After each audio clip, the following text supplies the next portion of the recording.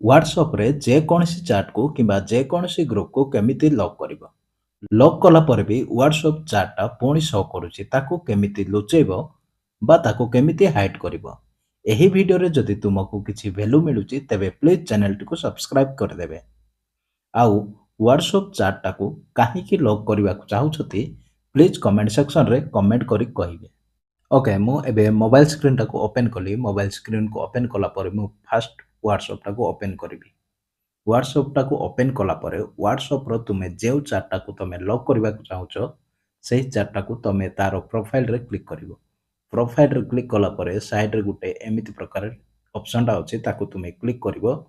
ତାପରେ ତଳେ ଦେଇଛି ଚାଟ୍ ଲକ୍, ଏଇଟାକୁ ଅନ୍ କରିଦେବ। ଅନ୍ କଲା ପରେ କଣ୍ଟିନ୍ୟୁରେ କ୍ଲିକ୍ କରିବ। କଣ୍ଟିନ୍ୟୁରେ କ୍ଲିକ୍ କଲା ପରେ ତୁମର ପ୍ୟାଟର୍ନ ହଉ କି ପାସୱାର୍ଡ ହଉ ଯେକୌଣସି ତାକୁ ତମେ ଏଣ୍ଟର କରିଦେବ। ଓକେ, ମୁଁ ଏଣ୍ଟର କରିସାରିଲି। ଏଣ୍ଟର କରିସାରିଲା ପରେ ମୋର ଅଲରେଡି ମୋର ଲକ୍ ହିଁ ପଡ଼ିଛି। ଲକ୍ ପଡ଼ିଲା ପରେ ଆକୁ ଏମିତି କଲା ପରେ ଏଇ ଉପରେ ଦେଇଛି ଲକେଟ୍ ଚାଟ୍।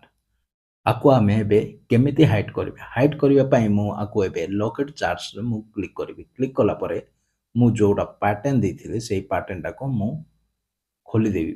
ପ୍ୟାଟର୍ନଟାକୁ ମୁଁ ଯେତେବେଳେ ଖୋଲିଲି, ଖୋଲିଲା ପରେ ଏମିତି ପ୍ରକାର ଗୋଟେ ଇଣ୍ଟରଫେସଟା ଓପେନ୍ ହେଇକି ଆସିବ। ତ ଏଇଥିରେ ସାଇଡ୍‌ରେ 3 ଡଟ୍ ଦେଇଛି, ସେଇଥିରେ ମୁଁ କ୍ଲିକ୍ କରିବି। ଏଇଥିରେ ଦେଇଛି ଚାଟ୍ ଲକ୍ ସେଟିଂ, ଏଇଥିରେ ମୁଁ କ୍ଲିକ୍ କରିବି। କ୍ଲିକ୍ କଲା ପରେ ଏଇ ଫାଷ୍ଟ ଅପସନ୍ ଦେଇଛି ହାଇଡ୍ ଲକ୍ ଚାଟ୍ସ, ଏଇଟାକୁ ମୁଁ ଅନ୍ କରିଦେବି। ଅନ୍ କଲା ପରେ କ୍ରିଏଟ୍ ସିକ୍ରେଟ୍ କୋଡ୍, ତୁମେ ତୁମର ଯେକୌଣସି ସିକ୍ରେଟ୍ କୋଡ୍‌ଟାକୁ ଏଣ୍ଟର କରିବ। ମୁଁ ସପୋଜ୍ ସିରିଆଲ ନମ୍ବର ମୁଁ ଏଣ୍ଟର କରିଦେବି। ଏଣ୍ଟର କଲା ପରେ ନେକ୍ସଟରେ କ୍ଲିକ୍ କରିବେ। ପୁଣି ଆଉ ଥରେ କନଫର୍ମ ପାଇଁ ଆଉ ଗୋଟେ କୋଡ୍‌ଟାକୁ ଏଣ୍ଟର କରିବେ। ସେମ୍ ନମ୍ବରଟାକୁ ଏଣ୍ଟର କରିଦେବେ। ସେମ୍ ନମ୍ବରଟାକୁ ଏଣ୍ଟର କଲୁ। ସେମ୍ ନମ୍ବରଟା ଯେତେବେଳେ ଏଣ୍ଟର କରିଦେଲୁ, ଏଇଠି ଦେଖନ୍ତୁ ଆର ସିକ୍ରେଟ୍ କୋଡ୍‌ଟା ଅନ୍ ହେଇଯାଇଛି। ଏବେ ଆମେ ବ୍ୟାକ୍ ଯିବା। ମୁଁ ଏବେ ବ୍ୟାକ୍ ଗଲି। ବ୍ୟାକ୍ ଗଲା ପରେ ଏବେ କୋଉଥିରେ ମଧ୍ୟ ତାର ଚାଟ୍‌ଟା ଶୋ କରୁନାହିଁ। ତ ଏବେ ଆମେ କ'ଣ କରିବା? ସେହି ଚାଟ୍‌ଟାକୁ ଆମେ ଆଣିବା ପାଇଁ ଆମକୁ ଏହି ସର୍ଚ୍ଚ ବାର୍‌ରେ ଆମକୁ ଏଣ୍ଟର କରିବାକୁ, ତୁମେ ଯୋଉ କୋଡ୍‌ଟା ସିକ୍ରେଟ୍ କୋଡ୍‌ଟା ଏଣ୍ଟର କରିଛ, ସେହି କୋଡ୍‌ଟାକୁ ଏଇଥିରେ ଟାଇପ୍ କରିବ।